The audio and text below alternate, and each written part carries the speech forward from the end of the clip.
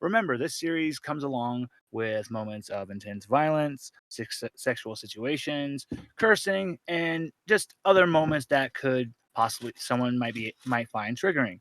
So please view for your with caution for your comfort. We don't want anyone ever feeling uncomfortable. And of course, that also means no kids. Get out of here. Go away. No kitties. Now, with that parental guidance warning, you know what that means. It's our favorite campaign, the Mystery Meat Pit, utilizing the Cypher System Edition. Yay! And oh boy, did we have a battle of titanic kaiju proportion in our last session. The players finally were getting to the last bit of this invasion, and in all honesty, the Marauders' plan just it fell apart.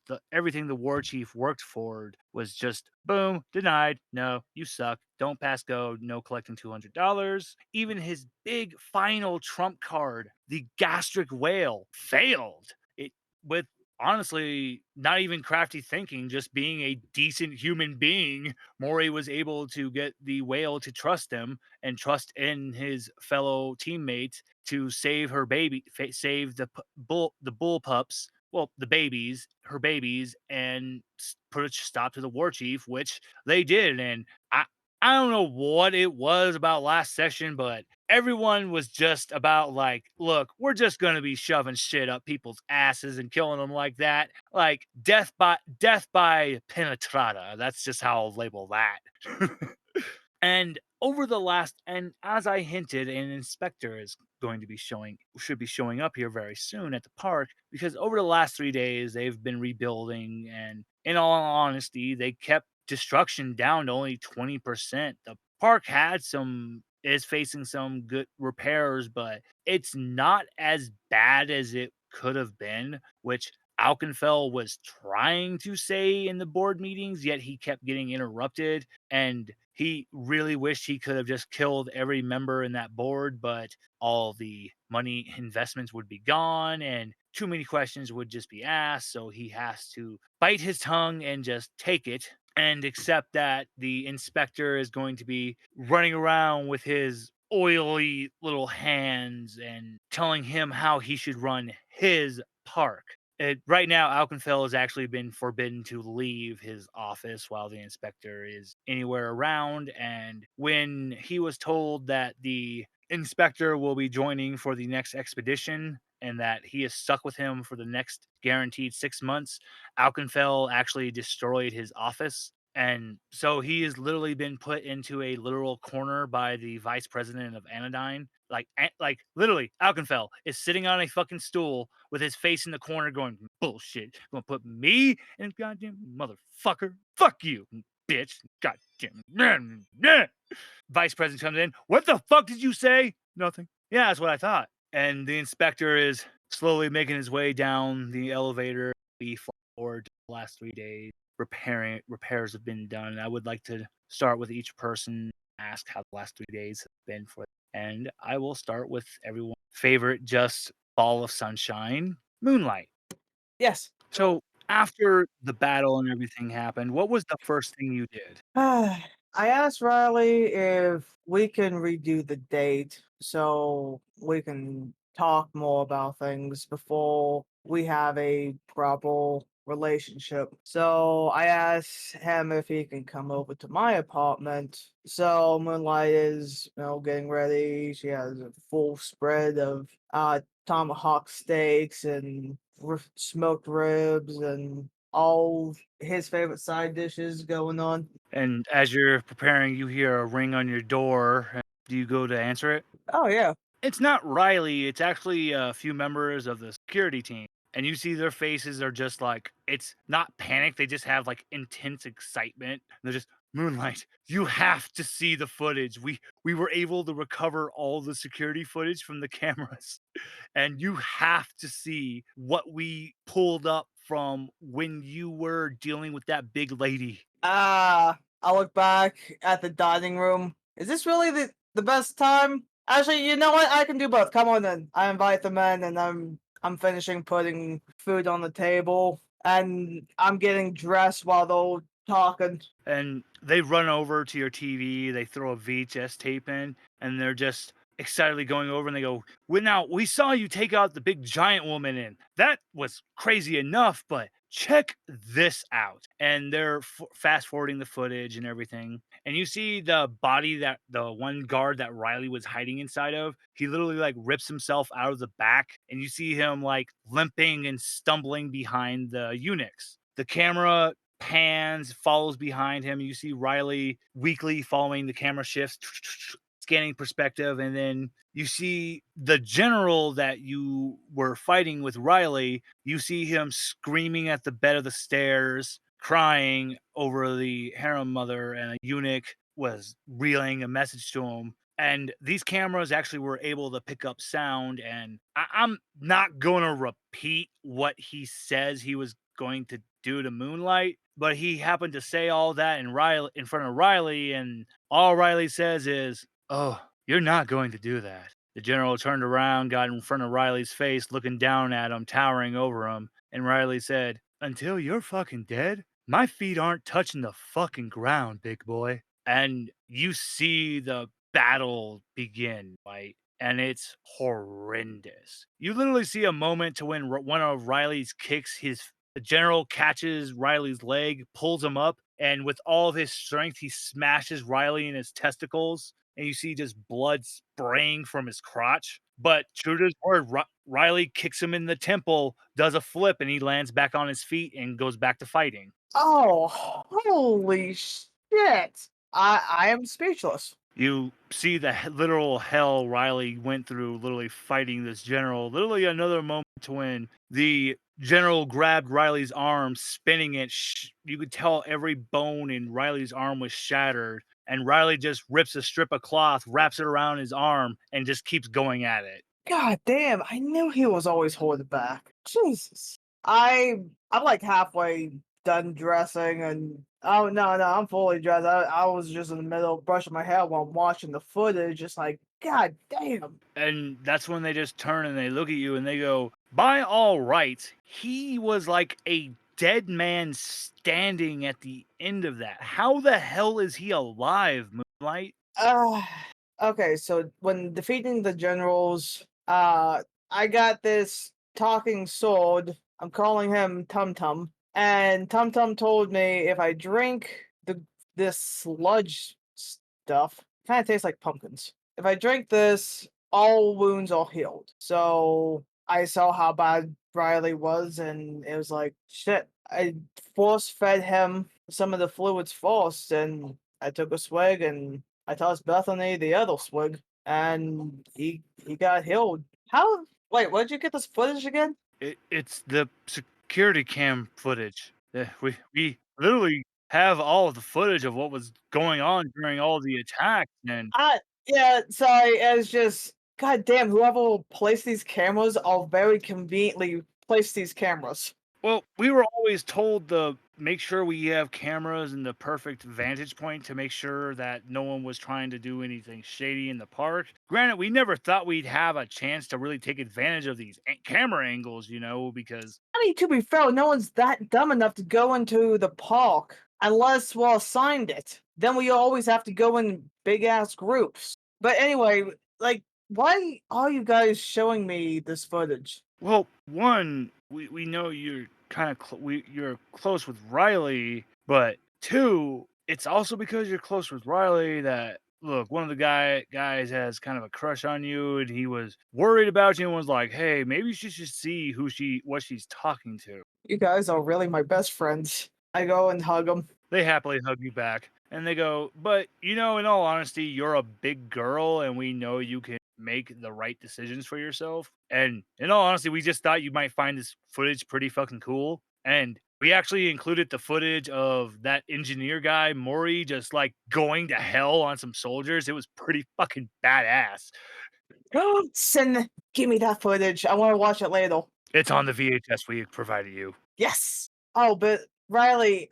All right, guys. Real secret. I had no idea he was ever serious. The security guards look at you and they go, we've actually seen everything that's gone on over the period of many years between you, of all the years between you two. And this kind of makes sense now because Riley has been like doing romantic gestures and shit to you over the last few years, but I guess you never noticed. Well, I noticed that he was always super nice to me, but I didn't know there was any romance behind it. Like, guys, I hate to say this, but I wasn't exactly raised normal all around actual people, so I don't know how to reciprocate romance versus kindness or distinct the two. Well, that's kind of how we all felt about Riley because before you showed up, we all were actually kind of convinced he was asexual because we have seen men, women throw themselves at him, and Riley was just,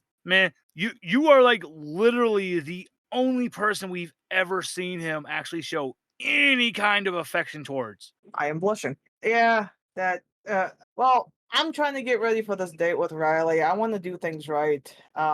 He did take me on the date before, but I kind of I feel like I flubbed it up, so I want to do this right. And with less publicness to have real conversations cuz like me and Riley, we only of the 2 years we've been around each other, we've only got like 12 times we had actual privacy. So it's not like we could have serious conversations. You know what? We can respect that. Moonlight, we apologize for interrupting this time and oh yeah, we happen to also know you're because of everything you did during the park, you're going to be getting some leave, especially because the expedition is going to be coming up here in the next few weeks.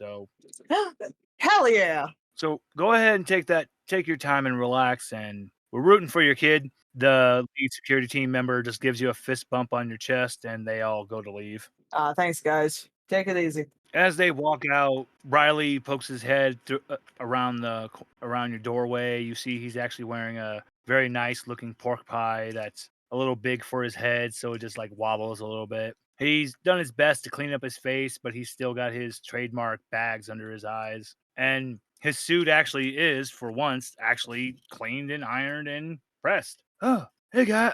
Oh man. They never say hi. Oh, Moonlight. How's it going? Hey, Riley. You look cute as a button. Come on in. I just got food ready. I feel cute as a button. And he comes in, he takes off his coat, and he goes into the kitchen and just leans against the wall and goes, everything smells great. So now you said you wanted to talk, so while we're having our very nice date, and go ahead. If whatever's bothering you or on your mind, lay it on out. Cause I always say it's always feels good to vent, you know? Yeah, you do say that. I go to the fridge, I grab two beverages, and I motion for him to follow me to the dining room. I give him his, I sit down. Okay, well, I guess I'll tell you something that only two other people would know. Before I took the name Moonlight, my name was Amy Jones. That was the name I had, at least with the people who raised me.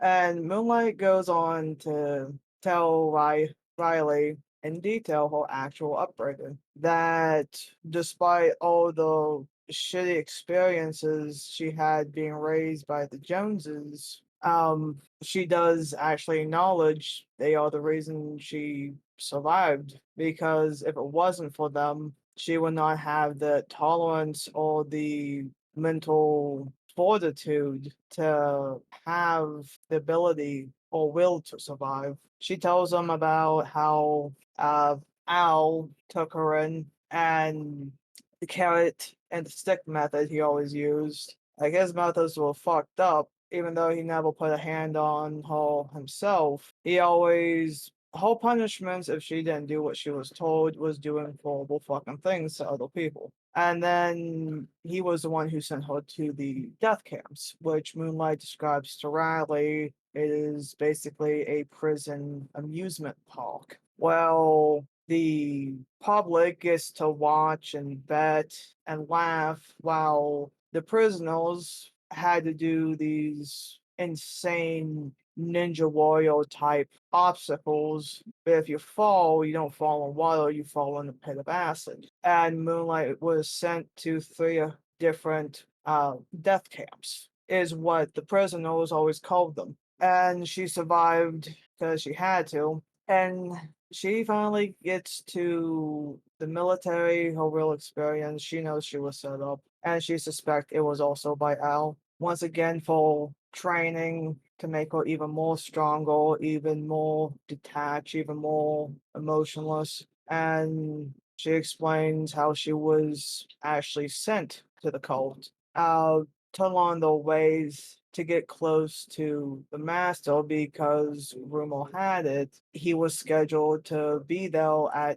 some time within the next couple of years, and Moonlight had to be there to challenge him or gain information. And then she finally explains to Riley how Owl summoned Moonlight to watch him pull Kalua's head out on the desk. She explains that she already knew who he was because when she met the master, the cult actually helped her through a lot of caring therapy. Because even though the cult is actually mostly a joke by the founders, it was developed to help humanity gain empathy and understanding and communication and have better relationship. That was the point of the cult, to separate what a real relationship is versus what is just sex. And they actually helped Moonlight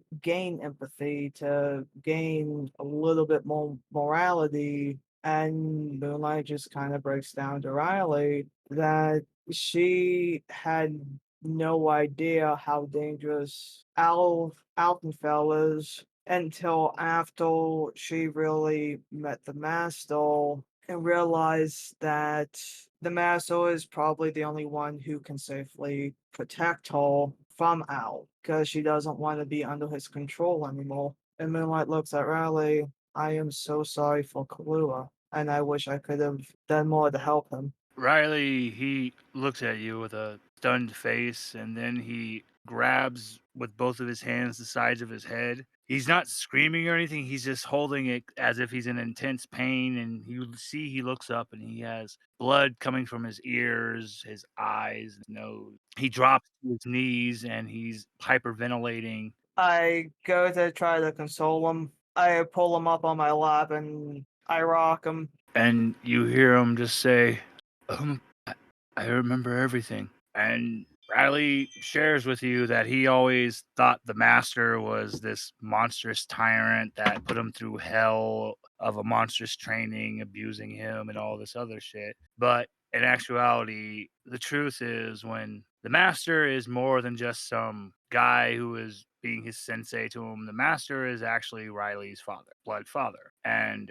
Riley remembers when he was about 5 years old, him and his father were out, and this weird man with slick blonde hair and cat-like eyes came. His father and him engaged in a brutal battle, and in the instant that his father was distracted, the man held out his hands to little Riley, and Riley went flying off, just blasting. The last thing he remembers is as a little boy was crashing through a roof. And unfortunately, he didn't fall into a home of a loving family or people who would take care of him. He actually fell into a literal martial arts death apocalypse cult. And one of the most horrifying things that they did to Riley was when they threw him when he was about 8 years old into a cave with 2,000 other psychopaths, like psychopathic grown men, and said they have 3 days to kill each other until one person's able to live. And there's just enough air and supplies to survive for 3 days for one person. And Riley was the sole survivor. There was one other child that went through this by this cult,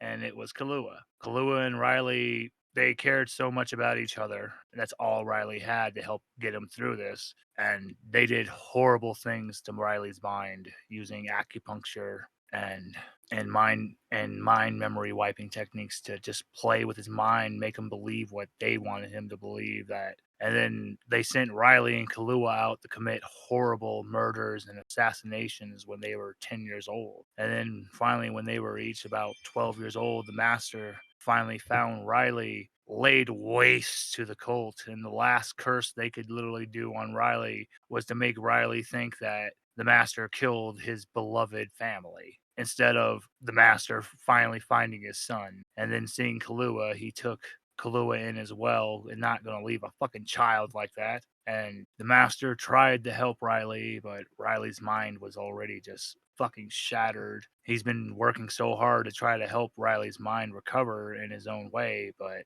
honestly, just hearing the truth from someone was pretty much just what he needed. Moonlight, how do you feel after hearing all this from Riley? Oh, you're muted. I feel relief that I don't have to keep any secrets from him, and because Riley has always been Moonlight's best friend. So it just feels so nice that she can be a true friend or girlfriend if he still wants it. Oh, Riley is. He looks at Moonlight and says, if you'll still have him, he would definitely want to still be with Moonlight. First things first, do you want us to be an open relationship or a monogamous relationship? Let's keep him.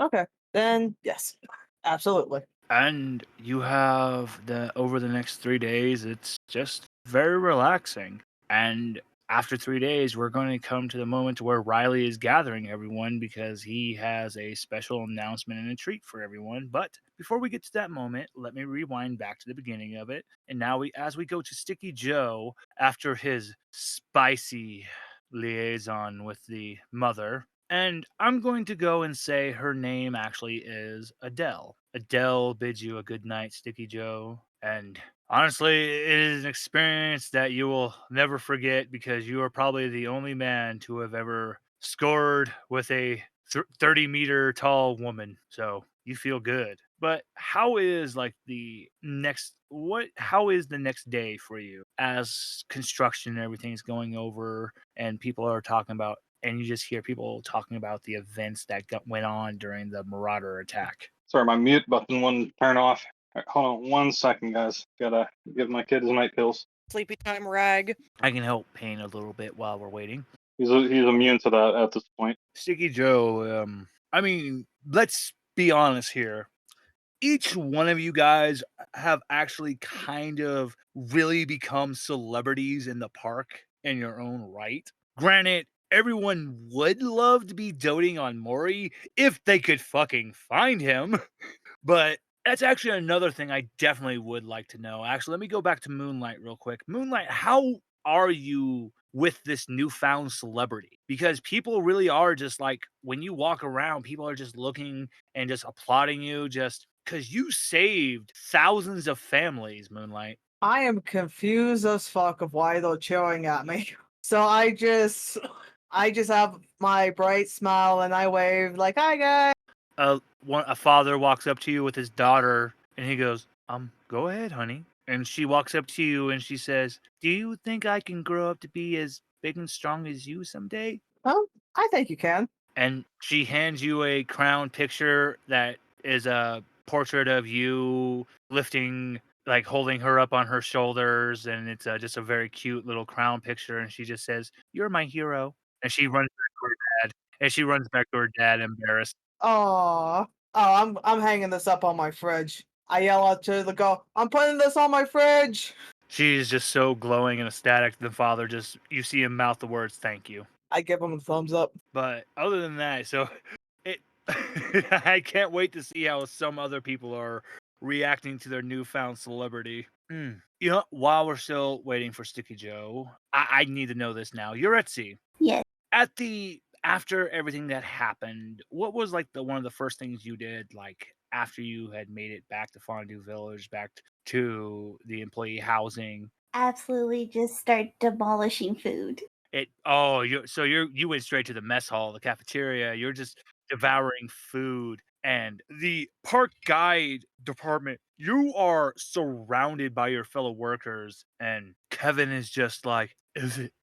Hey, you know, we've been hearing rumors that you were actually part of the group that took down the leader. Now, look, Yuretsi, I know you're a great park guide, but that just can't be true, right? Just gonna give him smuggish expression. And like, I'm sure there's witnesses. That's when the other park guides, they just look at you, Yuretsi, and they're like, we told you, jackass.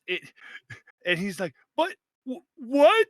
And the security department is like walking by and they go, you know, we have all the footage. We were able to recover it and we can actually confirm Yoretzi played a very big part in repelling the marauder attack. And you might want to be fucking thanking her, man. And Kevin's just, there's no fucking way. 1 in 3 4 generals too. His jaw just, it literally looks like it would hit the fucking ground. Oh, Yoretzi, thankfully we were able to run into you because we've been wanted to meet with everyone that was part of that. And each one of you is going to, because of the expedition that's going to be coming in the next couple weeks, you were being awarded with a very special paid leave for the next couple weeks so you can recuperate, enjoy time because your name has been selected to be going on the next expedition to set up a new drill rig station. And we want to make sure the big wigs want to make sure you're at your best. And that's when Kevin's fist hits the table and goes, no, but it was supposed to be my fucking turn to go. So, because she's being interrupted eating, she's gonna climb over that table, claws to his throat. It's like, you don't get a fucking choice, Kevin. Yes. And the security team is like, normally we would try to like break this up, but you're the one that's kind of giving off this misogynistic energy and we don't fucking like it. So, Kevin, this is what we're going to suggest right now. You apologize to Yoretzi because we're not going to stop her if she proceeds to, cause you bodily harm. And we're going to personally say that this was self-defense. I'll eat you. Kevin just starts shaking. He says, I'm sorry. I'm sorry. Apology accepted. Now go sleep somewhere. I don't care. He just goes dejected. And granted, everyone really wants to talk and like run and hear everything. But you know what? They're respecting the fact that you are fucking starving. So they let you enjoy your meal. But here's the thing, over the next couple days, Yoretzi, you notice like as you're getting up, you leave Fondue Village, you go through other areas of the park, you're seeing that you have a really newfound celebrity. Like people are looking, and it's not that they're looking and pointing at you with like, disgust or anything. They're looking at you like, oh my God, it's her. Oh God. Holy shit. This park wouldn't be here if it wasn't for her. She thinks they're over exaggerating a little, but she's also gonna fulfill her promise of giving the master some cooking as well as feeding Bruno.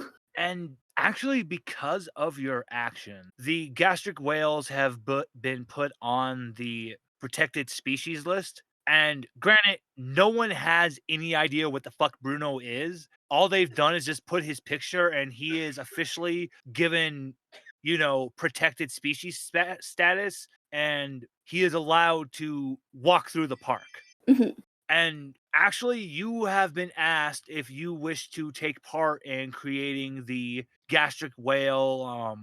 What is the proper terminology for it? Reserve. Like, granted, it guarantees that no one's gonna go to that portion of the beach and bother them. I mean, that sounds fine with her. She doesn't think it should really be like a sort of amusement. She just wants to protect what's there. And this is when the head of the park guide department is honestly you have blown them away, especially with one, just your sheer commitment to the protection of just different flora and fauna, even if this isn't traditionally like normal plants and animals. You still give the same love and care and attention that you would like for a normal flower or like coyote. So you're definitely on notice for like, we need to put her on like fast track to be like a head park guide because other guides have a lot to learn. She could be persuaded. So, and that's why on the third day you have actually been given a packet that they would like you to overlook because they are going to be pitching you a promotion that they would actually like to have you be they would actually like to have you discuss with them what should we call this title for being like the essential head park guide. What does this title need to be labeled? And it just goes over your new pay raise and how much you'll get and other good stuff. And then that's when you receive a call that Riley would like to meet you at the main lift elevator to go for when it's time for guests to come down or to go topside. Will you join? Would you actually be willing to go and join to hear what he says? Yeah, might as well. Probably like help that he would know the direction of where she could actually find the master. Oh, and the message actually said, make sure to dress for sunny weather. Sundress, got it. And that's when now we will rewind back to just as I was talking about with Sticky Joe. Sticky Joe, what was the first thing you did after your liaison after the first day? And in that morning, as you were leaving the cove that you went to, people were seeing you. You were noticing that, granted, normally, yes, you have a lot of people that look and they just go, oh God, so why is he so attractive but so smelly? But now you're actually seeing instead of just looks of like the typical just gross look, you're actually getting a lot of looks of admiration and respect. How is Sticky Joe reacting to this newfound celebrity? It's weird. It's like, because Joe never gave a shit if he was popular or not. He's here to do a job. And however people feel about him, whether they like him or not, he don't give a shit. But he does quickly text his marketing guy and says quickly increase the prices of all of his merchandise, especially his own brand of duct tape. Your accountant actually your marketing and accountant tells you all of your merchandise has been sold out. They've been desperately trying to get a restock of supplies because for some reason people have been going crazy for Joe products. So the other thing is Joe got a lot to contemplate. I mean, his father's alive, so he's definitely gonna visit him and start building that relationship back up. But this whole fight with the general and the marauders made him realize that how weak he is. And despite all his training in Tibet and his park ranger skills and now his awaken and Chakugan, there's so much more he can learn. So he knows the perfect person that can help him achieve the next level. So he's going to call his best friend, which is the president's. Well, no, it is the president, because the duties fall on him, vice president.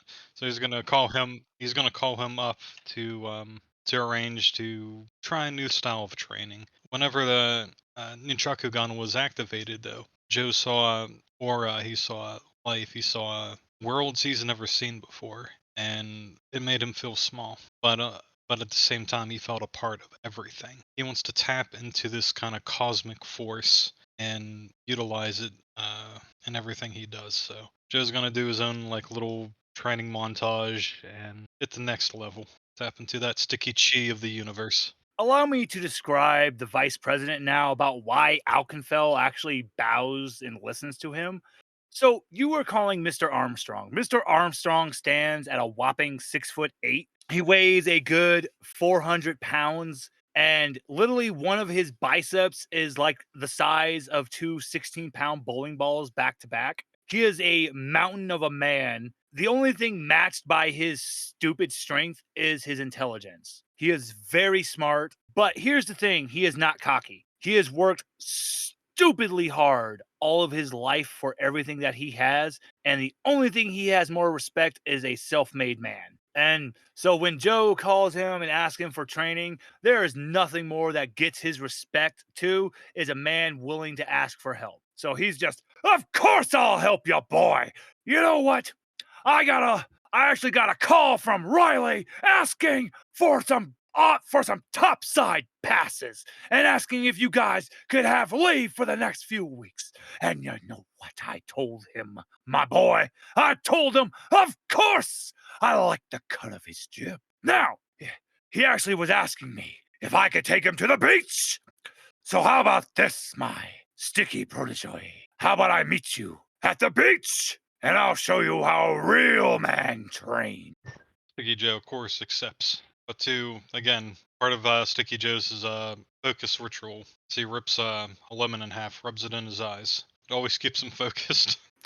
All right, son. I'll see you here in a couple days. I told Riley we'd meet up in a couple days, so I'll see you then. Ha! Get ready to punch some barges. Sticky Joe gonna wear his best sticky G-string. He laughs as he hangs. So Sticky Joe, what else do you get up to over the next couple of days? And you just see all the construction going on. And once again, like you see a lot of people just in their like bags of like gift bags from the happiest place on earth. You see Stickco brand duct tape, and a tear goes down your eye, knowing that you just made so much fucking money off that duct tape. I'm gonna start up some special college funds for anybody who wants to does anything with environmental science. But I'm gonna keep it anonymous because Sticky Joe, he's not egotistical. And then one of the big last things that happens is when you're going back to your apartment, you open your door and you see a man that's wearing a blue shirt and beige khaki pants, and he just has a really nice beard and just kind of like a short buzz cut like hair. And he goes, "Well, hi, hey there. Are you Sticky Joe? And are you looking to find yourself with the best option to make money? Have I got the option for you?" You know what? Sticky Joe was kind of feeling famished. Why don't you come on in for a bite? He's gonna follow me in, and the door's gonna eerily close behind him into darkness. Hey, look, this man that comes inside, he's actually prepared for anything. So he goes into his bag and he goes, "But wait, there's more." He throws down he throws down fucking like a severed leg for you. I admire that he was prepared for me, so I'll hear him out. And then if I don't like what he says, I'll still eat him. He goes over his plan and he tells you about an amazing invention that he wants to have your name for. Right now, they're thinking of calling it flex tape, and they need the right spokesman for it. And he wants to know, can he count you in? Sticky Joe will think about it under a few conditions. One, I get to try the product first. If anyone knows Sticky. Second, your company has to equally contribute to college funds and philanthropy. You know what I mean? It's hard to say it in the Sticky Joe voice. They have to help give the charities and stuff and be economically responsible and all that good green stuff. That's 'Cause no Sticky problem. Joe We're believes in about to be- sustainability. That's no problem. We're about to be making so much money. I don't care what we donate to. And also, I want you to know one other thing. I'm completely out of my mind on cocaine.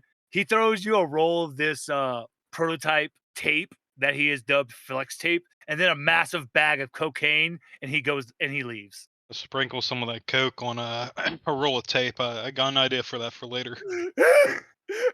You see, as he leaves, he reaches into his other pocket, pulls out a fist-sized bag of coke, puts it on the back of his hand, and in one mighty snort, snorts it all, and just and like just vibration, just gone.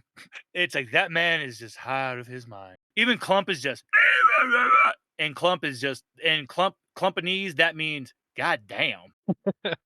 So Sticky Joe don't do drugs. Like, the most high he gets besides, murder and tapping 30-foot tall well chicks is he likes he likes a really good cigar, a nice brandy once in a while, and that's as hardcore as he gets. But he figures, well, since this guy still has a job and he's a coke fiend, the higher ups see use for him. He must be getting something done right, so we'll give it a shot. He's so happy he did not eat that guy.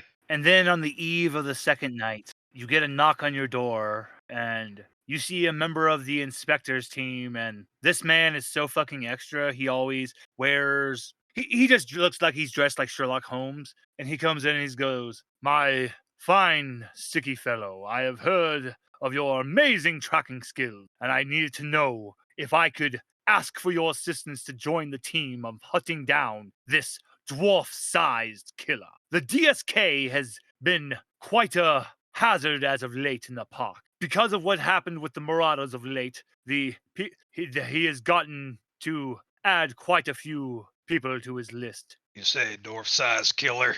Suddenly you see Sticky Joe's eyes are now like starting to shift forward and line up perfectly to stare at him. You see this angry look, and then Joe pulls up one of his pant legs, and you see a little tiny stab wound in one of his thighs. Let's get this little prick. And in the night, you and him are running your investigation. Unfortunately, you never come across him. You find actually a few bodies, and in the night, you just hear far away a then the third day comes, you receive a communication over intercom that Riley would like to see you at the elevator to go topside. Just finished eating a whole live chicken, rinsed it down with a Coca-Cola. I'm ready for anything. Bethany, what was the first thing Bethany had done right after everything had gone down? You could finally just go home. What was the first thing you actually? Well, assuming that Moonlight still provided the stash of that good shit, and hint, Moonlight. Moonlight absolutely did. She did that the false thing when we got back. And it is I gave you 2 black capsules. If you take more than one, you are going to die. Your heart will actually explode. Moonlight tells you, only take the one. And you will have the most ball-tripping adventure of your life for 5 minutes. And reality is going to stretch on for like 3 days in your mind. This drug, its name is redacted. However, Oh my god. however, when Bethany gets these drugs and she's in her apartment, she sits down and actually looks at the drugs in her hands, but she can't get her mind off of everything that just happened. Meeting Sticky Joe, meeting Moonlight, Riley, Uretzi. It's like that right there was enough that she doesn't want that memory to be clouded with haze. So instead of taking them, she puts them down and actually kind of feels sad because she's in marketing. It's very unlikely that she will see these people again. It's so as you're getting lost in that thought, you go to sleep in the night, and in the morning you actually get a call on your phone in your room, and it actually is the head of marketing. Bethany with groggy eyes, her face still on the pillow as she sits up. If you get what I mean by that one. She answered the phone. Yeah, Bethany here. Miss Cross, we have been informed of everything that transpired during the Marauders attack. And we have to tell you one thing. We are blown away with what you did for this company. And in light of your recent performance, we had a new thought in the matter. Your potential is wasted behind a desk. And we wanted to offer you a potential new position, a new department we would like to introduce into marketing. Really? Okay, I'm interested. I'm listening. Yes, Miss Cross. Now, this opportunity, it will mean you will be participating more actually in the park. You will be meeting more with the people there, and you will actually have the chance to, in the next couple weeks, be a member of the expedition to set up the new drill site. What expedition? As in some like I'm gonna be away, but still working in a sense. Yes, because Ah, you're going to become the new in charge of advising and information, meaning because you're there and you get to see everything that they discover in the expedition, you can use your mind to think of how can we utilize this in the future of here at Anodyne and at the park. Bethany sits there with her mouth open. She looks out her window. And as she looks, she can kind of see, I assume, would be pictures and billboards of her and everyone else as heroes of the park. And she looks back at the phone. It's like, when does it leave?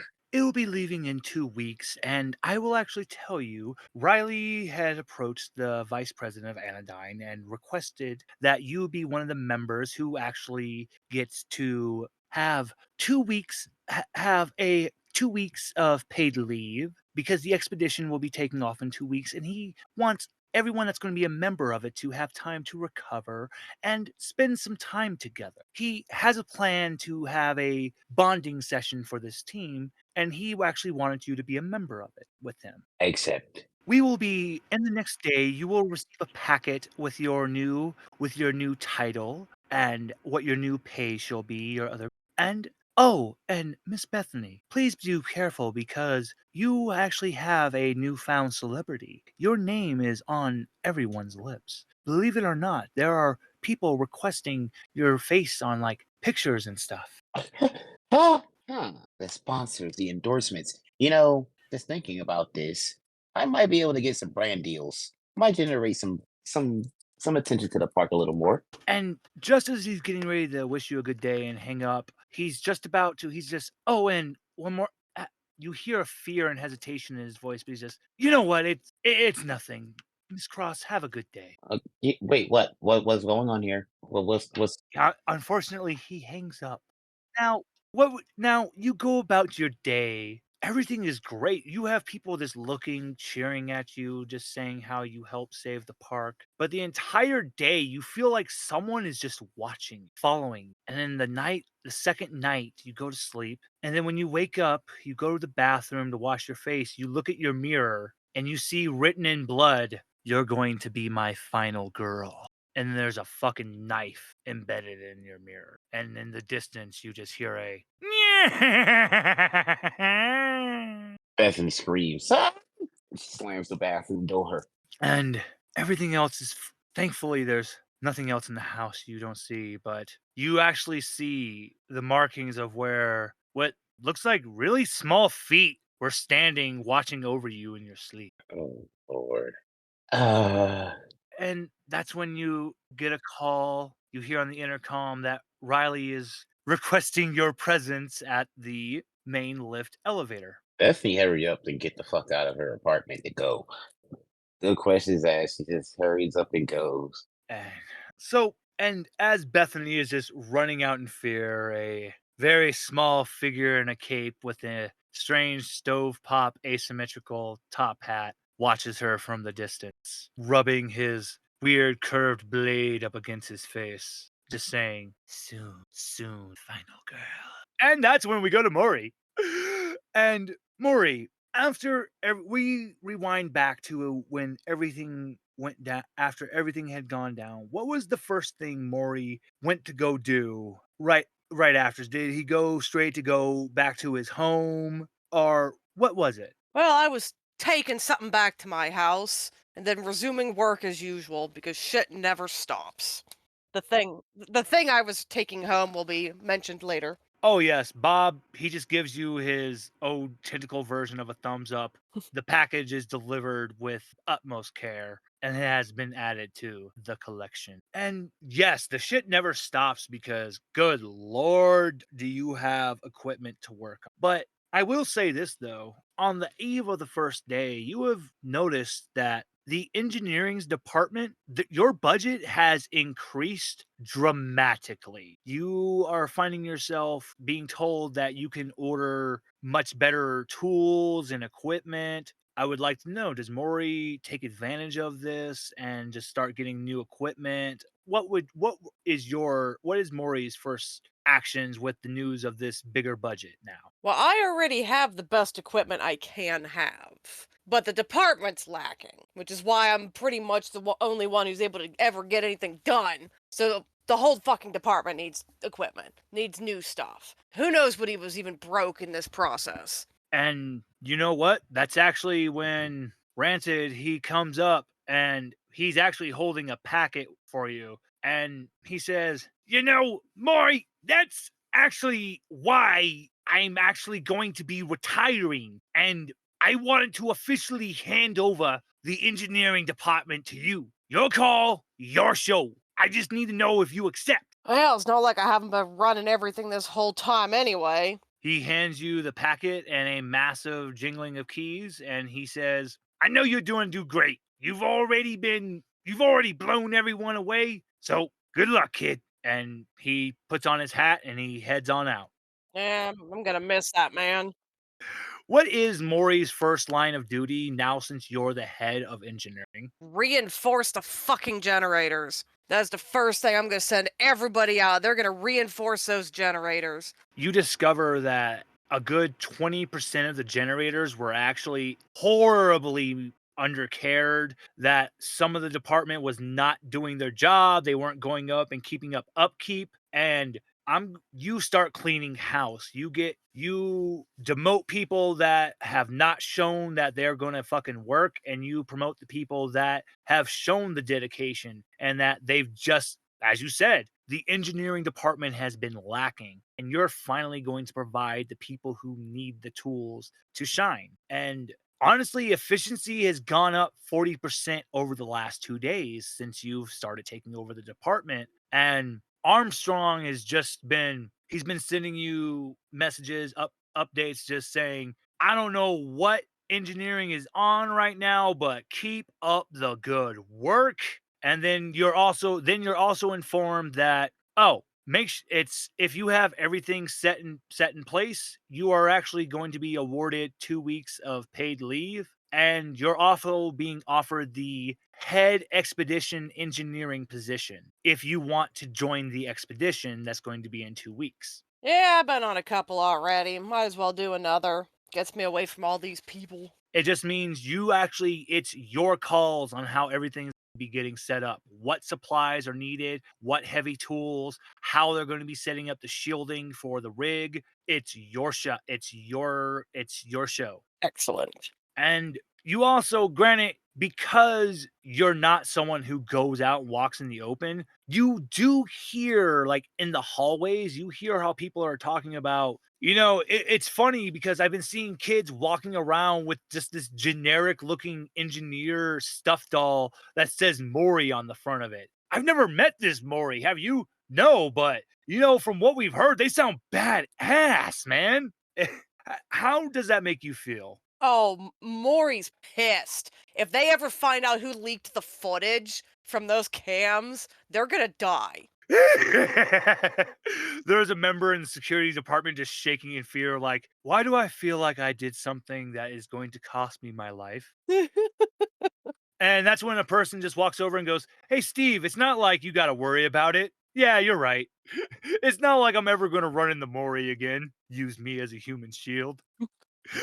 The greatest rivalry was created this day.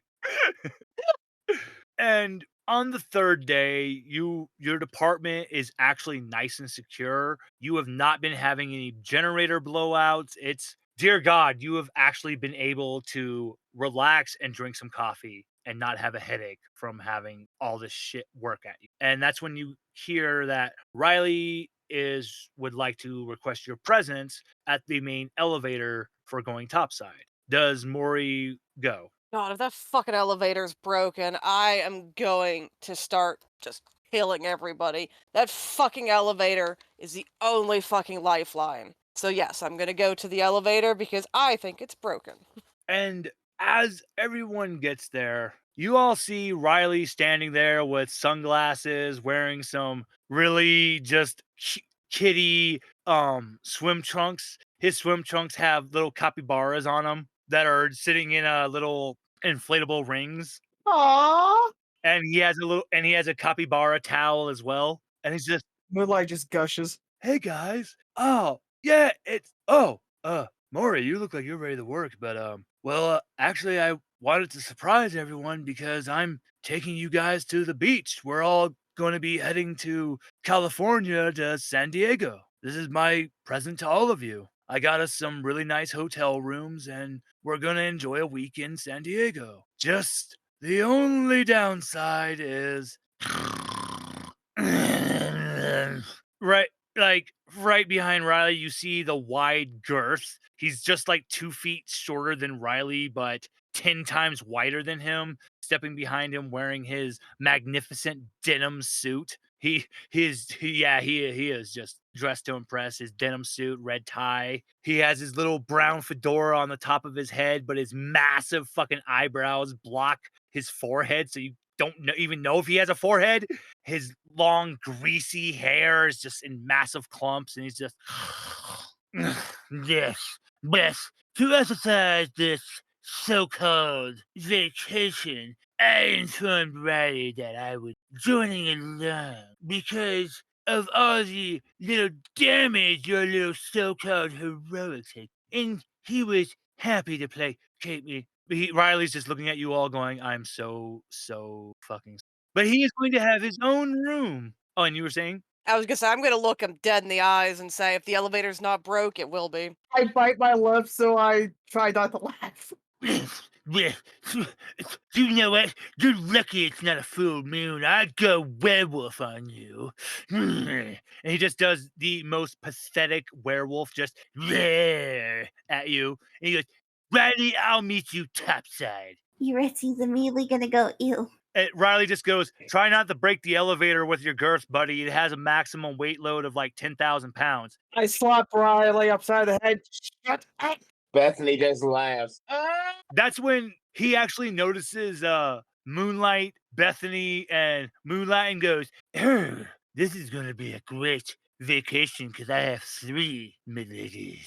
Licks his fingertips and just rubs his eyebrows. You just hear it's like a squeegee going against a window, just Ew. and the elevator strains going up. I just give Riley a disappointed look. Do we really have to do this? Him again? Look, I'm going to be honest with you guys. Besides Moonlight, who is someone I love very much, you guys are actually like my best friends down here in this park, and I want to do something amazing for you guys.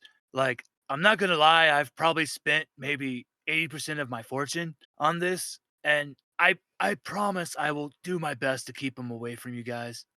You guys deserve this. So if you'll humor me. You need a hobby, kid.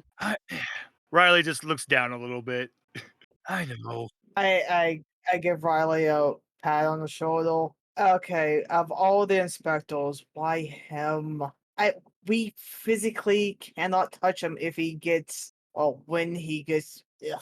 Because even though he's just the worst personality-wise, for some fucking reason, the man is an idiot savant at his job. He is actually a very good inspector. Do you know he has actually found like 20 different things that we need to improve on? And because of that, security proficiency's gone up 20%? He needs to improve on his health. Yeah, I will agree with that, Miss No, he does not. I need his arteries to clog shut. But other than that, like so apparently like in San Diego, they've started this little convention and they're calling it Comic-Con, and I wanted to take us all to it. And then like I was gonna take us to like other cool stuff, like and then go surfing.